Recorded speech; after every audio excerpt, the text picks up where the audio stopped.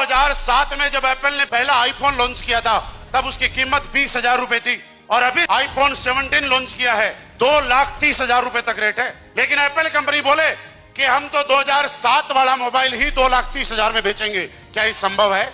यानी Apple company को इतनी बड़ी कंपनी होने के बाद अपने प्रोडक्ट की रेट बढ़ाने के लिए हर साल नया प्रोडक्ट, नए अपडेट और नई क्वालिटी के साथ लॉन्च करना पड़ता है। और ये एप्पल जानती है कि जब जब आप अपने प्रोडक्ट में नए फीचर ऐड करते रहोगे, अपग्रेड करते रहोगे, हर साल आप कीमत बढ़ाते रहना, दुनिया आपको लाइन लगा के खरीदती रहेगी। लेकिन अगर अपग्रेड करना बंद कर दिया तो ना तो लोग पैसे ज्यादा देंगे और ना ही लोग लाइन लगा के खरीदेंगे। जब एक आइटम के अंदर अपग्रेड होने पे उसकी कीमत बढ़ सकती है और दुनिया लाइन लगा के खरीद सकती है, तो एक बार अगर आप अपने आप में अपग्रेड करना शुरू कर दो, ये दुनिया लाइन लगा के आपके साथ ज्वाइन करना शुरू कर देगी।